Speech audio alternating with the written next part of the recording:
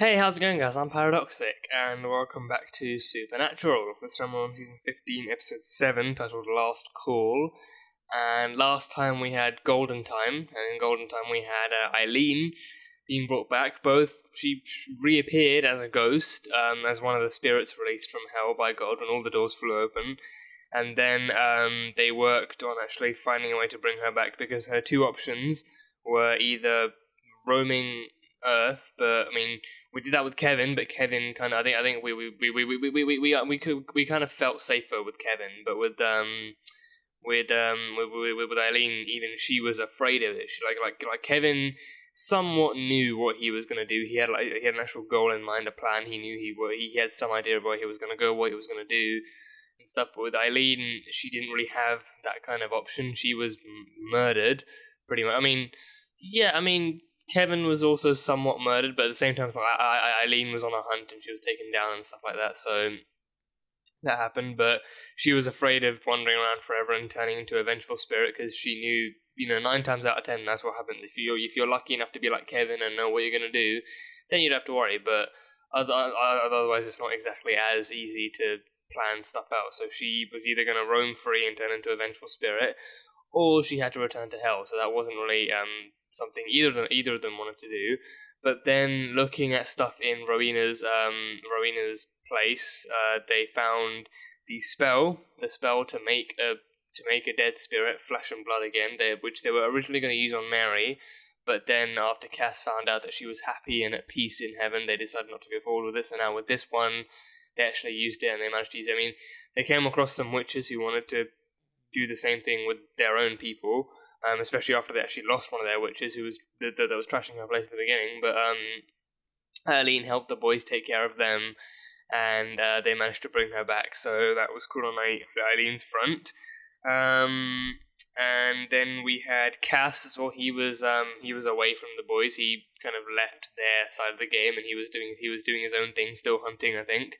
But he actually managed to catch on to a case of people going missing in some town somewhere. And in the end, he found out it was a Jinn doing it, and he killed the Jinn, and then figured out that he needed to get back in the game and stuff. So yeah, it was just nothing huge, just a nice little kind of recovery for Eileen and a return trip for Cass. So yeah, some simple stuff all around. So this one, don't really know what was in store, but that's pretty much the whole point of her reaction, isn't it? The episode 7, Last Call. Let's go. Uh-oh. You gonna bath? Sally? She's gonna bath. Great. She can't just do it. She has to run off to do it. She can't just do it on the floor or something. Oh, well, she's not okay, but she's definitely not okay. The one in the car is definitely not okay. And the car's gone? Angela? How did the car disappear? Oh, is this some... Oh, wait, no, this can't be a torture room. No, there's a vein, there's a drip going from her hand. That ain't no vampire I've ever seen. Unless it's something out of, like, Buffy. Are you two hungover? They are, aren't they? Gotten just a little carried away with margaritas last night, but Oh. Eileen and I have stuff to do. I'll bet you do. Yeah? It's not like that. I'm looking for Chuck and... Typical older brothers, huh? Sure. Got it. Okay, but if things go your way, just make sure you put the sock on the door. Call me if you need me. Always do. Don't know if that's just typical older brother stuff or typical Dean stuff. You could give showbiz a shot for yourself. How do you think he got here? All right. Yeah, see, Jensen does have that face. Jensen himself does have that face. Yeah, that translates very well onto the characters he plays. This is Texas, sweetheart. You can keep your gun. Cell phone. You can keep the gun, but hey, no outside contact. All right. Wait, if he said call you if Sammy needs you. How's Sammy gonna call you if you give away your phone? Day the friggin' Winchester. They know each other? They know each other? What the hell are you doing here? What am I own this joint, man. What are you doing in here? Working a case. You're still hunting, huh? Oh, he's a former hunter.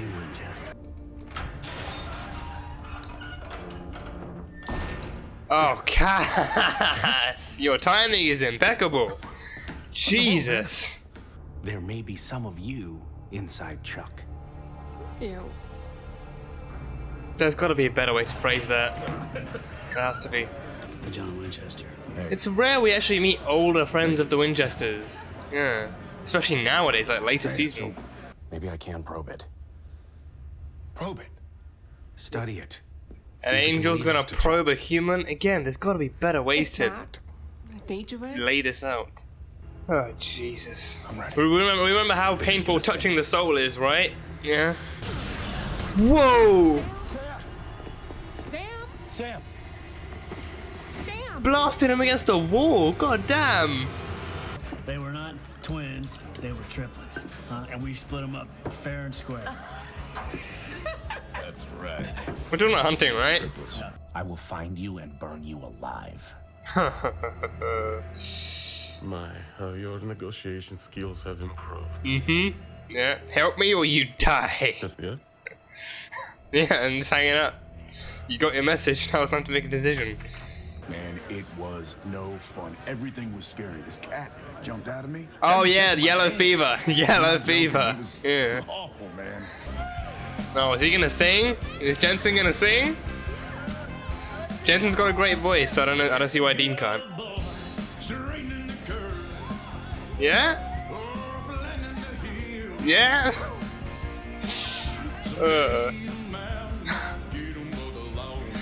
Oh, Jensen is such a fantastic singer. Jensen himself is a fantastic singer. Oh, this is amazing. This is amazing. Oh, you dickbag. Road.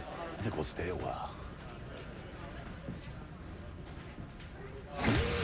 Oh, damn. Dean says otherwise. Dean Winchester says otherwise. Yeah. Is that a healing crystal? Or it's just showing him where the damage is, probably. Yeah. He's got right up to his shoulder. Sam is dying. Dying? No. No, I know it's the final season, but he cannot be dying. I forbid him to be dying. I'll lock the joint up. You and I can work the case just like all times. Great. Yeah. All right, well, first things first. I've got weird we'll feelings get the about car Lee. around here. I don't want to say it, but I got weird feelings. Maybe. From what I can tell, his soul is connected to something. To God. Someone. To Chuck. Somewhere. Can you fix that? Of course I can. Is there a catch? Is there a price to him fixing it? Oh, Jesus! Her body's in the boot of her own car? Couldn't leave well enough alone, could you? Lee. Lee. Oh, you son of a bitch. Told you. Weird feelings. Weird feelings. You're not complete. Oh, damn. You're not at full strength. Oh, is he seeing Chuck's side of things What are too? you doing? I made it worse. You made it worse? Why? You could die. We'll die. And soon. You can't leave this world. Are you trying to speed it up? You give me what I want. Oh, there was a catch. This is the catch. He either kills Sam or he gets what he wants. You give me the key to death, and he leaves. The key to death? It can open a door to Death's library. Oh, You oh, that's will where find Billy it is, where she has all the and give it to books. me. And Yeah. now, Who's that? Bobby, he's been watching her. And one word from me, and well, you know what happens. Castiel's making death threats now? Fix Sam. Now. Or she dies. Oh, Now. Jesus. Jeez, everyone's doing death threats now. Everyone's doing death stuff. So we good. For now. So no key to death, but his friend stays alive, whoever the hell it is. What are you doing, Lee? You're a hunter. As long as you feed it, it gives you money. Can you not kill Gives it? you health. Money and health. Everything you dreamed of. And so what? It just costs innocent lives? Oh, Jesus. Dean, Oh, and now he's starting the draining. Starting the feeding. once you lose a couple of pints, you just fall asleep. Of course you It'll do. be over. Can you just like rip it out or something? Just rock the chair. Oh, there we go. Oof. Ay, ay, ay. God. Come on, Dean. Oh, good Christ, no. Oh, no. The one person to try and break free, and the monster breaks free. Oh, damn, he beheaded it. He beheaded it. Dean frickin' Winchester, ladies and gents. That's my boy. Friend. Oh, damn. Oh, Christ. God bless Texas. Yeah, you can keep your gun, but you lose your phone. Yeah, so you fight your own battles, but you can't call for help. Oh, damn it. What do you say we act like this never happened, huh? You know we can't do that, Lee. Just walk out that door. You know you can't do that. I can't do that. Oh, God. Oh, come on, Dean. Come on, Dean. You got this. You got this. Yeah, breaking a chair.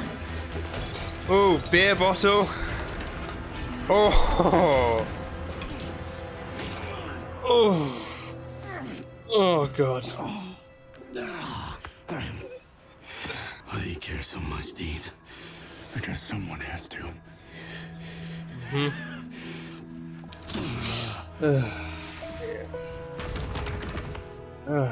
Lee, you just had to turn bad, didn't you? God damn it. Dean, Chuck is weak. Very. I think we can beat him. But not with the equalizer again, because it's already I killing think we you. can beat God. Well, that is a good sign. Sam is their spy. He's their spy. And that's the end of the episode. Okay. Alright, so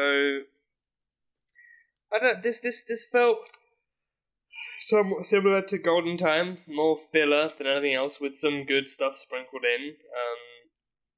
Nothing huge story wise, but I think it gave us a good little look into again it was another thing that was actually again like in later seasons that we don't really get to see many fresher faces from the Winchesters' past. Like if we see friends, it's usually people we already know. It's usually Jodie and the girls, or Bobby, or someone else, just like older faces, maybe with a twist on them, but still like older recognizable faces. But this one, we had Lee, who was a fellow hunter, and apparently someone that knew Dean for a long time. He talked about when they were younger and wasted on a hunt. And we know that Sam and Dean have been hunting since they were kids, or at least they knew about hunting when they were kids. And then when they were like a teenager or older, they were allowed to go on hunts. And Dean, being the older one, he was allowed to go a lot sooner than Sam was. So I think that's how Dean knew of Lee, and Lee himself was a hunter at the time too. But then Lee came across a case in Arizona, and what he saw was so terrible that he not only decided to retire, but he probably I'm gonna go back and listen to what that was. I don't know. I didn't catch what he actually called it. I think he said Maryland or something. I don't know, his pronunciation is kind of throwing me off, so I can't really tell what he's saying. Maryland, maybe, I think. I thought, because he said, it gives him money and other stuff, my first thought was, oh, maybe it's a genie, but instead of the usual 3 wishes thing, you feed it human blood, and it gives you whatever the hell you want, so, yeah.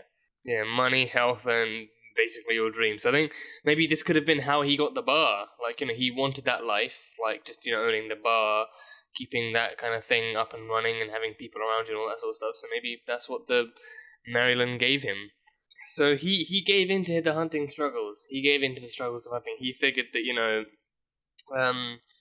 that as long as monsters existed, as long as monsters and brutal, murderous monsters existed, life would never be fair or good for hunters or for people like him and Dean. So he just gave into those struggles. He caught Yeah, he caught a Maryland and then kept it behind a very very badly locked door after it tried to push back against the door and saw its lunch escaping. It fought back and then escaped from the door. So it was a very very flimsy and rusty metal door. But he kept on kidnapping people and just like by his logic, the people who he were kidnapping belonged to the group of those who aren't completely or fully innocent. So Dean just saw the truth. He figured out what was happening. He found the body, and then he would have gone even further with that, and then tracked it back to Maryland and all that sort of stuff. But the girl from the beginning, I think Angela. I think Angela. I think her name was. I think Sally. I think Sally was the name of her friend, the blonde one who was throwing up at the beginning, and she survived it. But Angela, I think, was the one who was actually abducted in the car, and even the car was gone. That was different. But yeah, I don't know what she was. I think she was like a good Christian girl. So I don't know. Maybe it really is just people who are innocent, but then he just decides that okay, you know what, they can die anyway. And I think I thought the sheriff at the beginning who was trying to weed. I think because he was trying to weed Dean off of the scent of the thing. He was like, this is a small town. People leave all the time, and this girl especially had dreams of going to Hollywood and stuff like that. So she probably just left. After that, and Jen, her parents died, so she had no family here. So I thought him being like that. I thought he was the one. He was actually responsible for kidnapping, because we've had that happen before. We've had monsters being in law enforcement and running these kinds of operations like human kidnapping and then feeding off of those people. And it was even in the last episode that we had the sheriff being the Jinn, so it wasn't completely implausible that the sheriff himself could be a vampire or something. But no, we never saw him again, so he probably was just that kind of gullible. But it was Lee, the old friend, who gave into the struggles of hunting and just fell back into the hole. Like, we deserve more, and people should be more grateful that we're around to help save the day and stuff. And then he fell into believing that he deserved more, basically. So he fell into that curve, and then Dean had to kill him. So I think we've had instances in the past where we've had friends turn bad, or good allies turned evil, or older allies just not really being who they're made out to be, and then the boys have to kill them and stuff. So Lee is not the first, and I think, with this being the final season, he might be the last of that kind of trope. But yeah, I think it was good to see a fresher face from their past, especially someone that explicitly knew Dean. I think to my knowledge, Lee never asked about Sam. I mean, Dean mentioned Sam, I haven't seen you since Sammy was in college, so. And that was a long damn time ago. And I think him mentioning all those dates, his dad died 13 years ago. I was thinking, a lot of time has passed in this show. For as long as it's run, a lot of time has equally passed in this show, and it just makes me even more not ready, even less ready, to see this. To see this show end and see what's actually happening with it. But just knowing how much time has passed, how long we've been with this show, tugs at my heartstrings every time. So yeah, so that was that. And then Dean had to kill him in the end with the snapped poker cue and everything. He stabbed him with that, and then I figured he was waiting, just tapping him on the shoulders, being like, "It's okay, you can do it. We both know how this is gonna end. It's okay, we can do it." And then just pulls it out, and then he just collapses and dies. So. Yeah, I figured Lorna would be there, the other woman that actually runs the bar and helps out with stuff, but no, it was just them doing. Maybe she was at home, so she's got a lovely surprise to come home to. I mean, unless Dean cleaned up, then she's got a lovely surprise to come home to come to work to find that her co-owner has been stabbed to death with a baseball cue. Well, a baseball cue? Yeah, that's a hell of a combo. 8-ball pool cue, a pool cue. But yeah, that was that, and Dean's kind of message to him being he cares because someone has to, and I think it's a nice change of pace from what he's been like the last few episodes. The last few episodes we've seen him being more laid back, carefree, just not really kind of letting the whole God manipulating everything thing get into his head too much, and being I don't know what's real anymore and what's God. If he decides to go on a hunt, then what's to say that God didn't write his story that way? What's to say God didn't write that he goes out on a hunt and he kills a whole nest of vampires or takes out a Wendigo or something like that? What's to say that, whatever he does from now on is his own accord? But now we know, with Chuck, he's written the ending. That's what worries me the most. I don't exactly know what portion, if he's written down this entire season, like the rest of the episodes or whatever he reveals it to be. Which kind of would make sense, because he is the kind of guy who goes for emotional turmoil. So if he does write out this entire season as the end of the story, then that makes sense why there's so many other faces coming back, and it just begs the question of what other faces he's going to bring back for us as well. Especially for the very final episode, which I don't even want to think about. No, I mean, you know what? I might just go the Doctor Who way. Just do what the Doctor does, him ripping the page out of the last page out of every book because he doesn't like endings. I might just never watch the finale. If I don't watch the finale, the show can't end, right? That's how it goes. If you don't read the ending, or if you don't watch the ending, or consume it in any way, then the story never ends. You never know how it ends, but the story never ends. I'm still watching that show. What episode do you want? The last one? Just putting it off for the end of time. Just watching it on my own deathbed. Die watching Supernatural. It's gonna kill me anyway. Might as well be on my deathbed. But that was a tangent of sorts. But where was I? Yeah, no. So it's been a nice change of pace for him, from him going from he doesn't know what's real and what's not. He doesn't know how to go forward, knowing with this and knowing that not only has God manipulated everything beforehand, but also that God could be controlling everything afterwards as well, all that kind of stuff. Definitely makes sense, but now it's a nice change of pace of him going from that to, he cares now because someone has to. That's why he keeps fighting the good fight, and especially him saying, this is our world, and just because there are monsters here, it doesn't mean we shouldn't be fighting for it and fighting to get back what's ours and protecting our own or protecting the human race. Even if some of the human race are terrible too. It's definitely a nice change of pace to see from him too. So, yeah, it's a great piece of development. We had Sam being angelically probed by Cass. It just sounds wrong even to say. And Sam and Eileen, they had that spark. Right before Cass decided to, open the door to the bunker and waltz right back into their lives. So Sam and Eileen had that. So they were bored. They didn't know what to do. He was gonna go in for the kiss. He was holding her hand, and she was staring, just gazing into his eyes. And they were gonna go in for the kiss. And then Cass just had to make his presence be known. I mean, don't get me wrong. I love that Cass is back in the game and he's with the boys again, and all that sort of stuff. I mean, he left. He was about to leave. I can't even remember if he was at the end. Was he at the end? I remember him walking out as soon as Dean showed up. But I can't remember if he was actually there. Yeah, he is there. Yeah, he was there. So he did stick around. But yeah, he showed up just in the nick of time. But yeah, Sam and Eileen, they had that spark. So I'm glad they brought that back as well, because I think a lot of people did kind of, pair them both up. But I mean, even without pairing them up, you can just see there's a lot of chemistry between them. They get along superbly well. And I can only assume that there's good blood between Jared and Shoshana as well. That they get along really well on set. So again, that kind of natural chemistry translates well to this stuff. But even then, just those two characters alone, just get along really well, and they just complete hunts really well. So yeah, so having her back, it's only understandable that they would bring that chemistry back into the mix as well. Because not only is she back, but she's back in flesh and blood. She's alive again. So yeah, and even Dean at the beginning being like, you two kids are gonna hang out, huh? Yeah, okay, well, just call me if you need me, but in case things do go your way, just leave a sock on the door and stuff. Just typical older brother stuff.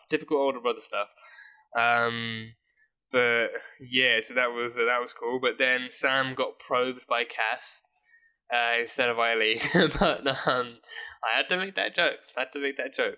But he got probed by Cass, and Cass's probing sent him flying across the room into the wall, or flying across the bed into the wall, and then that knocked him out.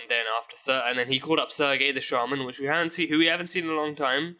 I think last thing I remember seeing from Sergei was when he tried out when he gave Cass a possible remedy for curing Jack, but then it didn't work, and it just made it even worse. And then he revealed it was an experiment all along and stuff. I don't remember seeing anything from him since. I could be wrong, but I don't remember. I think he did say that consider this repayment for Jack or something. I think he did run across him again. I think that there was another time he tried it. But yeah, this time he called him up again and asked him to fix Sam, and then Sergei put some kind of really moldy pesto-looking shit on Sam's bullet hole, and then said that it's actually going to get worse, and then he double-crossed them, said it's only going to get worse unless. And he walked in knowing about the British Men of Letters. He didn't know about the bunker, but he knew of the Men of Letters and the stuff that they had in their artillery and in their kind of inventory. So he walked into the bunker knowing exactly what was there and having heard the myths and legends before. So he walked in knowing exactly what he wanted out of this too. So he made the bullet hole worse for Sam, and then said that it would keep getting worse unless he gave Sergei what he wanted. And what Sergei wanted was the Black Key, and it was a key to Death's Library. So I believe we've already seen Death's Library back in the last season, I think it was. And I think it was where Dean went. I think, was it Dean or Sam? No, it had to be Dean. I'm pretty sure it was Dean. I think the library is like it was like all like I think we saw the Winchester Library, and there was all the books covering Sam and Dean and even Mary's deaths, I think.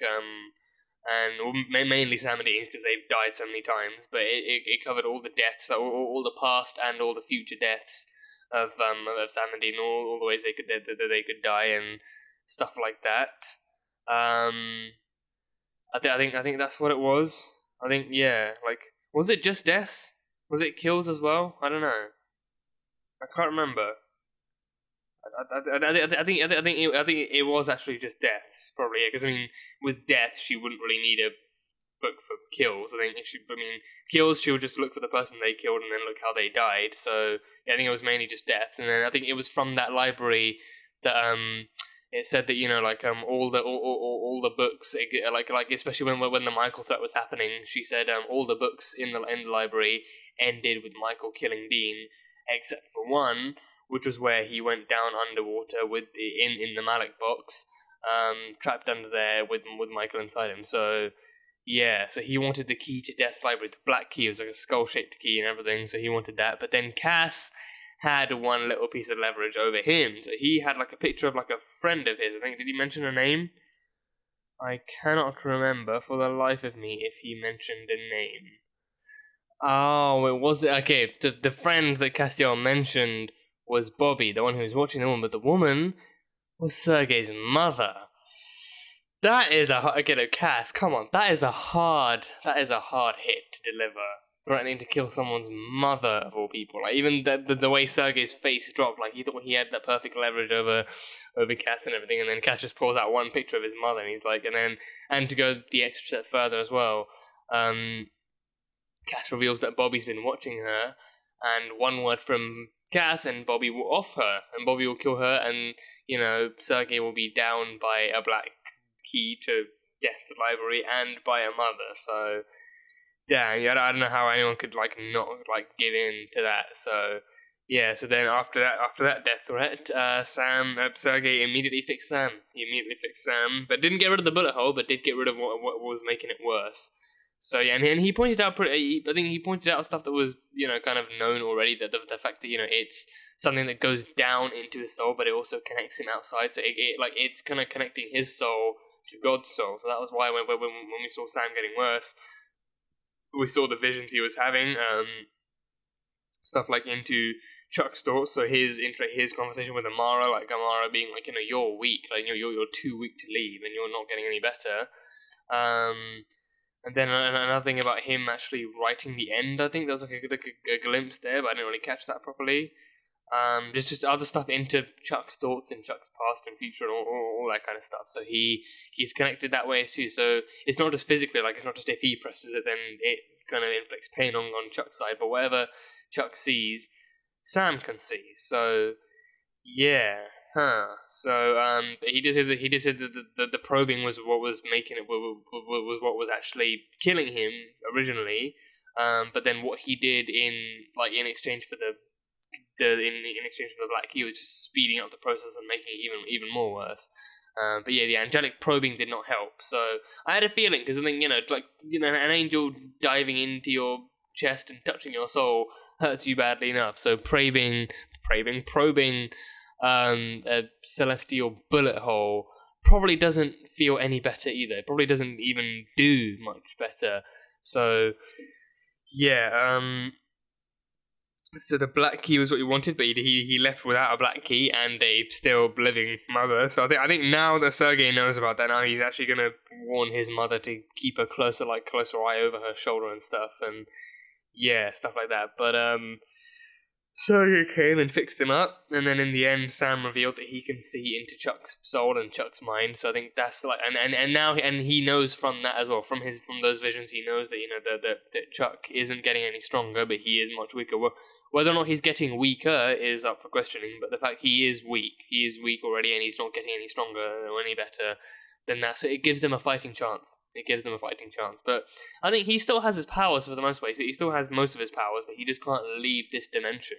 That was the problem originally. He needed Amara's help leaving this dimension, and she clocked onto that really quickly and refused to help him in any way, because he trapped her in a cage for eons, and now she's delivering the same kind of punishment. So he can't leave this universe, but he still has his powers. We saw him kind of gusting Becky and her family way back when, so he still has abilities and stuff, but this at least gives them a fighting chance. He's not full god mode. He's I'd say half god mode probably, so he's still going to put up a fight, but they've got a fighting chance, so it's good to know that at least. What else was there? And they've got Eileen living with them staying with them in the bunker for now. I don't know if she's going to leave. I mean, not that I want her to leave. I have nothing against her staying there, but she seems to be having fun, and she's I mean, the night she came back to life, her and Sam both got drunk off margaritas, so they're both clearly having a fun time. But yeah, it's fun having her back. Really fun having her back. So I'm eager to see how she gets along hunting and staying with them in the bunker. But what else? Well, I don't really have anything else written down. Again, this didn't really seem like a huge episode. Just some fun tidbits here and there, and some extra push to the story. So now they actually have a fighting chance. And how they're actually going to go about this, I don't know, because I think they can't use the equalizer again because Lilith melted it, and now Cass knows that Lilith is back as well, so that they've got two threats to kind of prepare for. But yeah, how they're actually going to go about taking down God, what can kill God? He's the all-creator, so what can kill the creator? Could they try burning the Bible? Is that a viable option to even hurt God? Oh, this is your word, huh? Yeah, let's toast some marshmallows over this. Oh god, I can just imagine them doing at the end, them tying Chuck up in some celestial ropes, or chaining him with Enochian handcuffs or something, if that even works, and then just making him watch as they burn the Bible or toast marshmallows over it. I want that to be the finale. They chain God up and then kill him, but before they kill him, they make him watch as they burn the Bible and toast marshmallows all over it. But would that even do? Is the basilisk like Tom Riddle? The basilisk is the Bible like Tom Riddle's diary? They just need like an angel blade or something, and they can just like an archangel blade. And they just stab the Bible, and it just starts bleeding, and then Chuck just starts if that's how this ends, I will actually be just amazed if they don't. I mean, again, it's a far-fetched thing, and it's the Bible. I think it would bring a lot more importance to the Bible than it just being the word of God. God, maybe the way they go down is just God poured his literal heart and soul into the Bible and then passed it down onto the humans. So then the key to killing God is literally just destroying the Bible. You literally just have to destroy them. Oh my god, I can just imagine Sam seeing the Harry Potter reference in that, being wow, so we have to get we have to get an angel blade and just stab the Bible to death until God himself is just burned out of existence. Is it just me, or does this scream Harry Potter to any of you guys? Oh jeez, if that actually happens, I mean, it's not gonna happen. It's not gonna happen because it's a ridiculous theory and it will never see the light of day. But I mean, maybe in a fanfic, a fanfic idea for you guys, a different way for Sam and Dean to kill God. they literally destroy the Bible in front of him, Harry Potter Chamber of Secrets style. So there, fanfic idea for you guys. Go crazy with it. But yeah, that I'm never gonna be able to get my head of that out of my head. I'm never gonna be able to get that out of my head. But yeah, how they actually go about killing God, or even just maiming him so much, I don't really know. Because the one thing they've tried has given Sam a bit of the blowback pain as well. The one thing they've tried, the Equalizer, it's given Sam a connection, a rather painful connection to God himself. So it's their one fighting advantage. But exactly what they're going to use against him is up for questioning. So I don't know, but yeah, it's good. It was good to see Eileen back again. I think again, like given how hard Sam's been working the past few episodes, the past few episodes, it was good to see Dean actively wanting to get out of the thing. I mean, on the one hand, he knew that Eileen and Sam were there, so he had faith in Sam that Sam and Eileen would seal the deal, and like knowing that they're both good for each other and good together as well, he kind of had that that kind of faith in him and.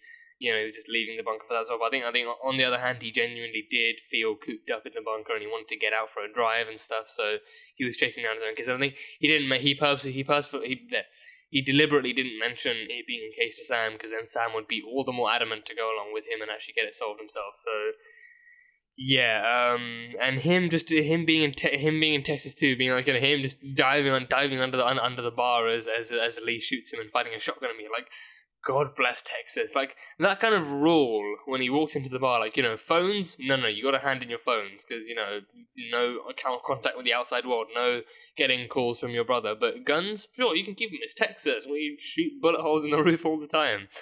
But yeah, and also the one time Sam actually does have something to say, Dean doesn't even have his phone on him, even after telling him, if you need me, then call me.